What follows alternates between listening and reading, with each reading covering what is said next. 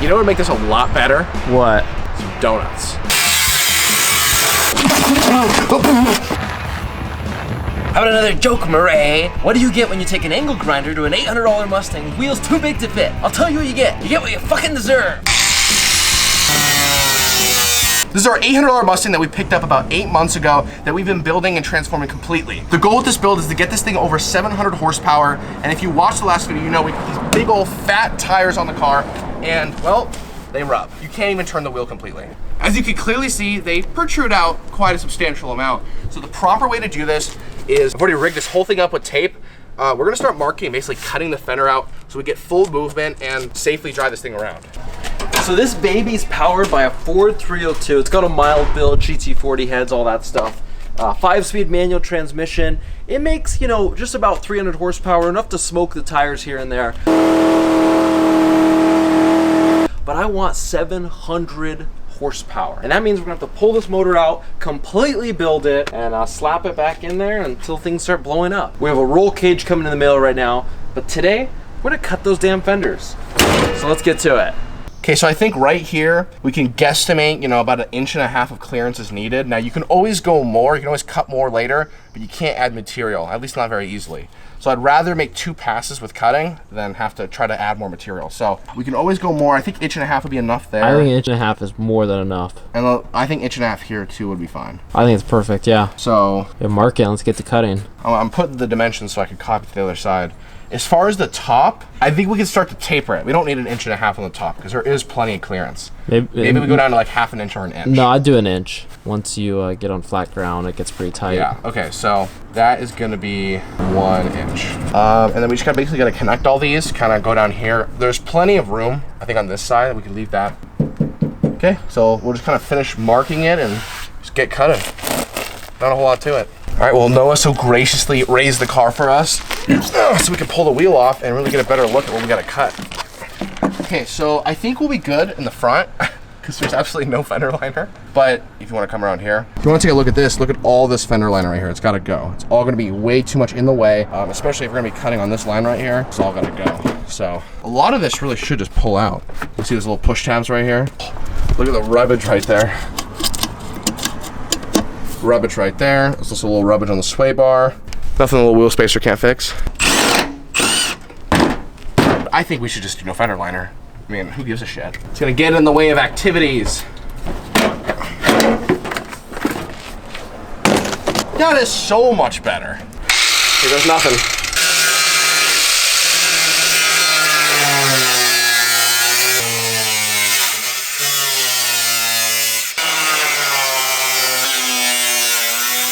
See, I'm not going completely up to the line. I'm kind of getting about 1/8, maybe 1/16 of an inch away from the line, and I'll go use the flappy disc to get that perfect edge, because you really can't cut curved things with straight things.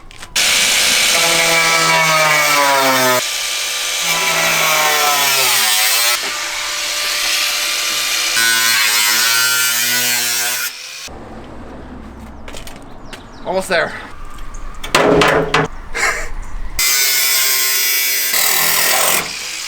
There we go, boys. That's a bigger fender if I've seen one. Although this may fit, doesn't look the prettiest. Again, a bunch of straight cuts on a curved line. So I'm gonna take the flappy disc and we're gonna clean this up and make it look a lot better. Overall, I'm actually pretty happy with how it looks. If you don't know what I'm talking about, this is what a flappy disc is. It removes metal like no other.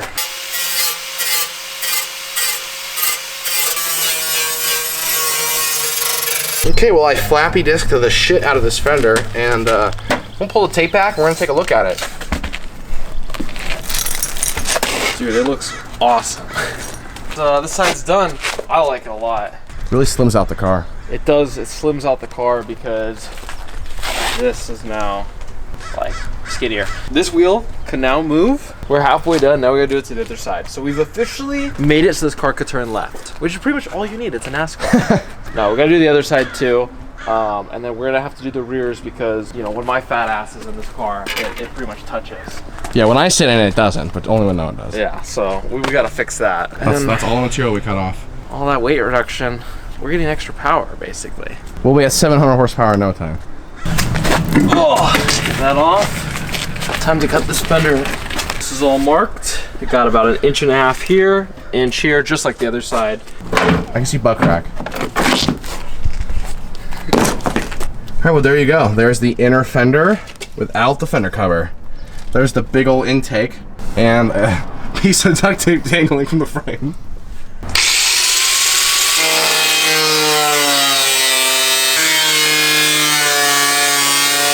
See how this one came out. Hopefully, just as good as the other side. So I'm bolting this up, and then we're gonna start up the car, turn the wheel, see if it scrapes on anything. But I think we're good. I think we've solved the problem with our mighty angle grinder. If you ever have a problem in life, just use an angle grinder. Boom. There's that side. Looks great, dude. And then here's this side. So we didn't take off an excessive amount. We took off, I think, just the amount we needed. So let's turn the car on, utilize that power steering, turn the wheel, and really, truly see if it scrapes at anything.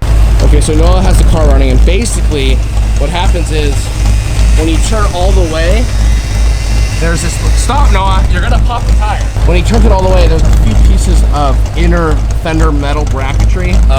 That's essentially causing it not able to turn all the way. Not a big deal at all. We'll take the wheels off one more time, snip those few things, and we should be good to go. I'm gonna go ahead and use this cutoff wheel, and basically it's just catching on this right here. So I think if we kind of smooth this line out, we'll have to reattach the bumper probably right around here. This is race car stuff. We're gonna make this thing clear.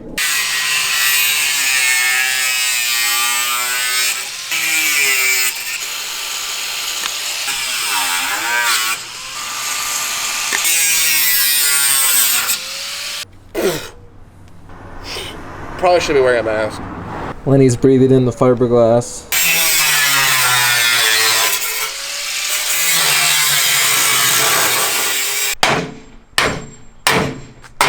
Yeah, dude.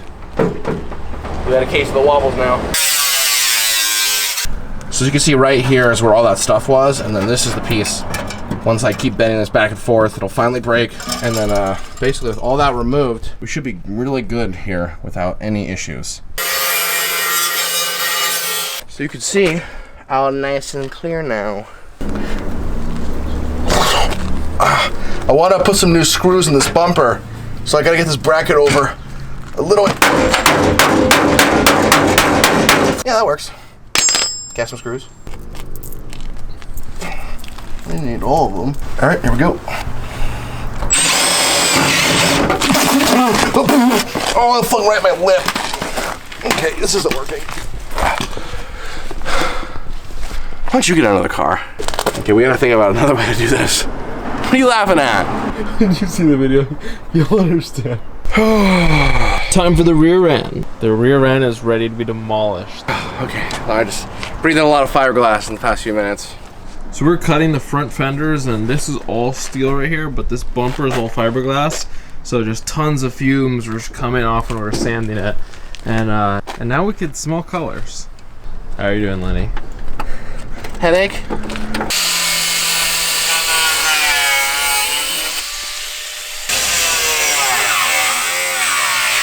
So this is the part of the fender well that we cut out on the other side of the car, and see all these like weirdly bent notches? Basically, that's someone who had this car before us and has already kind of like rolled the fenders, but instead of rolling, they just cut it and hit it with a hammer. So it's been making it very difficult to cut. So thank you to the previous owner. This side we got mostly out. A little bit holding it on though.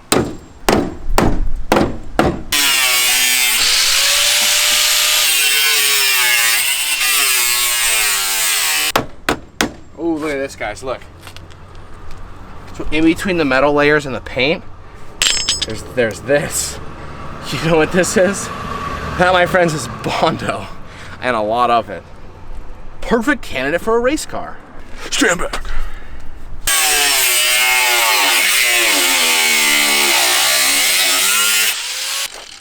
Well, there you have it.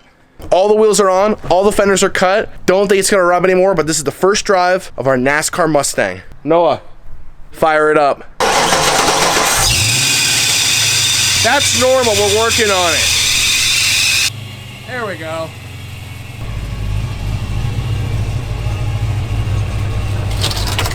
Oh. We're good. The little rubber flap right here is rubbing. but I think it's fine.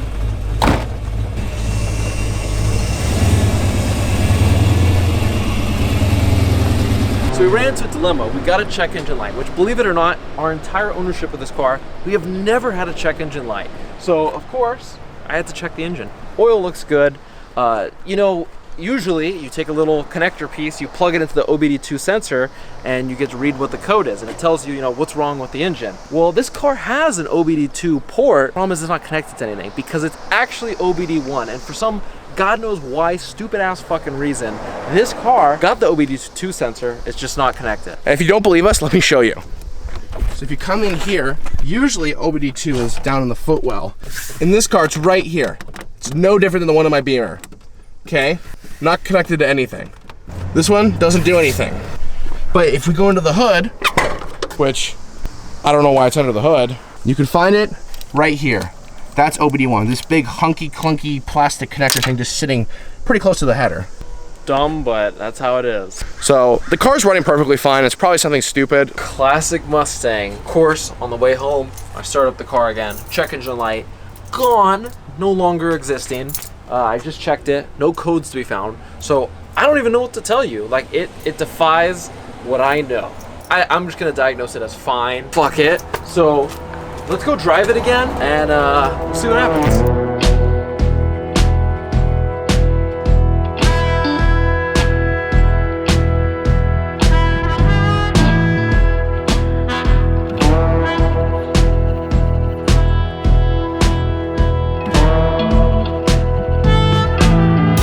Okay, Lenny, go get your car and bring it over here.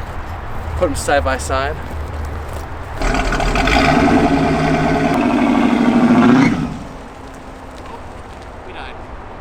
Died already? There we go, the General T trying to line up with the Mustang. Whereas some of you have called it the Nastang. It's nasty and it's a NASCAR. Or NASCAR inspired. I mean, I don't know of any convertible NASCARs. There we go. Yeah, sure. I did not like driving on this spongy, moist ground. You know what it's missing? What? A Chevelle, right in the middle. Yep. We've got the General T. We've got the Mustang. And then we got Lenny trying to make a TikTok right now.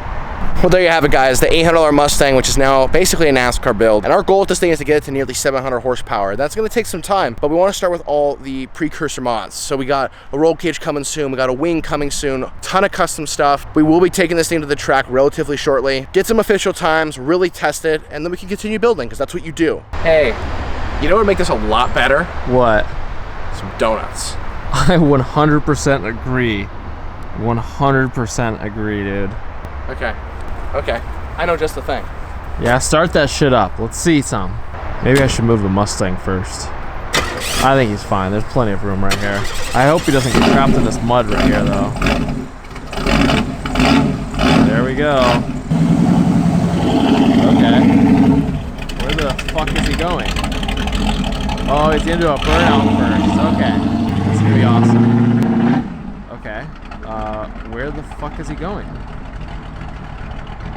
Is he just leaving? What's going on? There he is. Fucking took him long enough. General T has arrived. Oh no. That's Lenny. That's not the Lenny. That's not the donuts I was talking about. What do you think I was talking about? I was talking about doing donuts, not eating donuts. Oh. If you guys want to see some real donuts, stay tuned to the next video.